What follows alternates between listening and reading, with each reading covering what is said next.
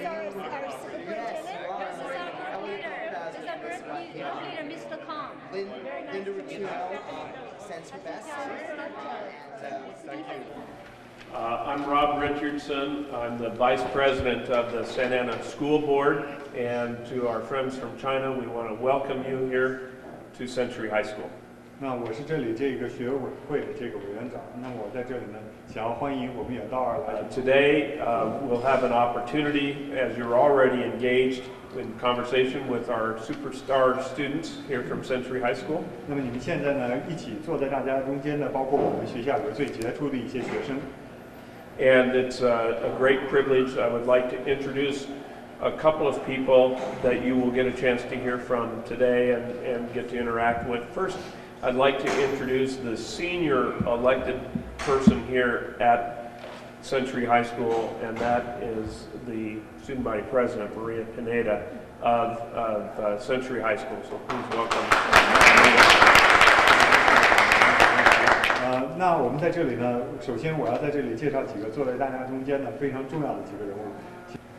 And I would also like to introduce the Chief Business Officer and Acting Superintendent of Santa Ana School District, Dr. Stephanie Phillips.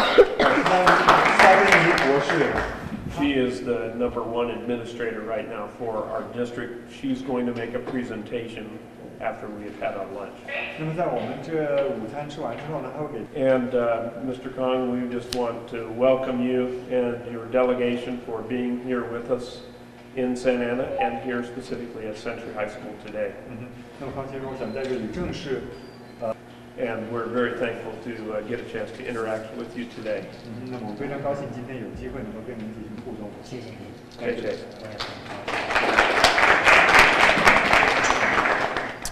We have 61 schools within our district, and the majority of our students are Hispanic ethnicity. Many of our students, as you can see, are English language learners, which means they are not native speakers to the English language. And in summary, we have a budget of almost $500 million. Our revenues come from a few big sources.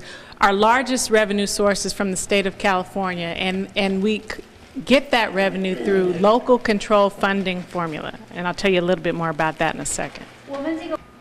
We also get funding from the federal government, who gives us funding specifically to address poverty, to address students who speak other languages, and to address special education students. And here you can see kind of the magnitude of what our funding looks like. So the blue is the state funding. So the state of California gives us the majority of our funding source. Federal revenues are second, and then we have local taxes that give us the remainder of our funding. And briefly, the way we spend our money, the majority of our money is spent on people. So personnel services, which are salaries, and benefits comprise approximately 82% of our budget. The remainder of the budget is the books and supplies, instructional materials, services, utilities, etc. So the largest area of our revenue comes from local control funding formula, which is state funding. And this is a very new system for us. This year is the first year of this new funding structure. The districts are funded based on a base grant per student. Then there's adjustments that are made for high school students, for technical education, and for primary students to have smaller class sizes. In addition to the base grant funding, which I just described, there is additional funding through this formula that is given to each district based on the amount of English language learner students each district has, the amount of students living in poverty, and the amount of students who are in the juvenile justice system. And what I should explain it like this.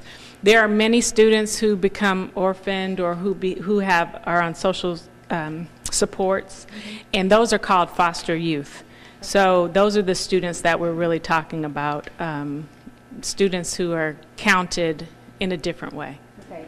In addition to state funding, the U.S. government gives us money additionally for students who are in poverty, who are in special ed, who are require special ed services, and then they have targeted grants that districts can apply for based on implementation of certain programs.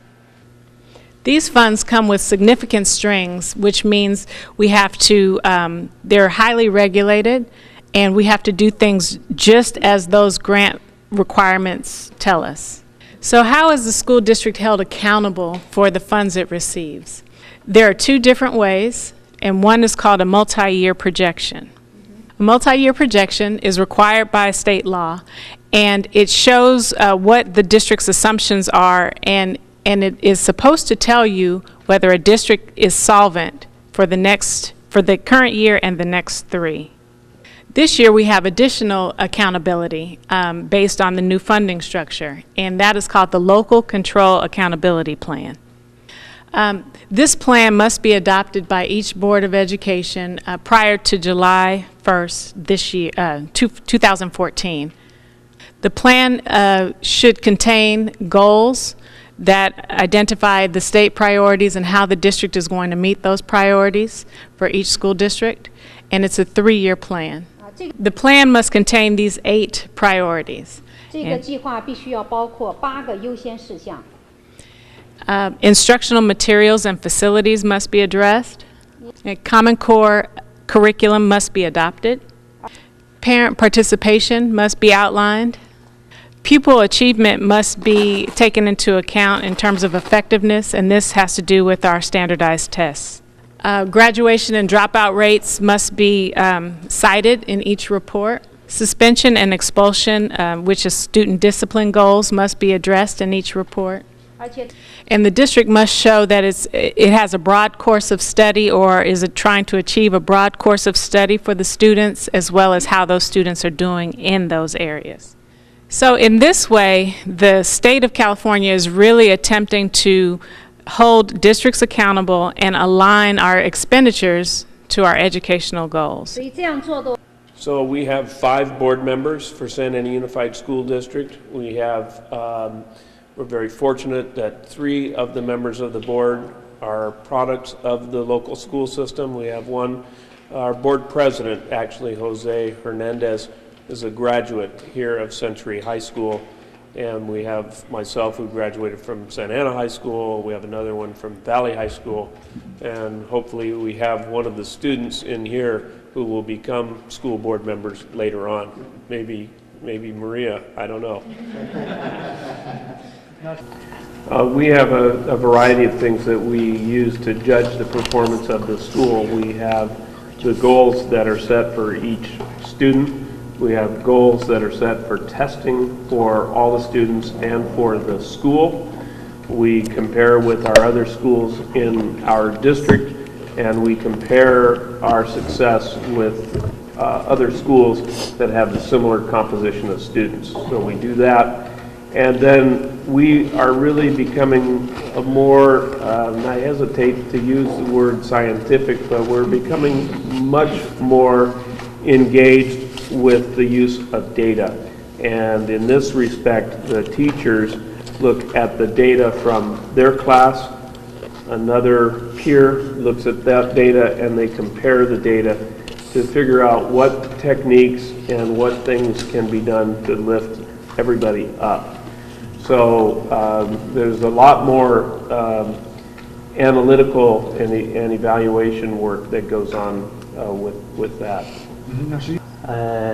非常高兴和我的同伴能够来到世纪高中，是我们对美国的中学生有着非常高的评价。And that spectacular aura that radiates off of every one of you left a very deep impression of you students in America. I would like to take the opportunity to speak on behalf of my 8 other colleagues that are in the same delegation. I have to say that it is a tremendous pleasure to be here with all of you.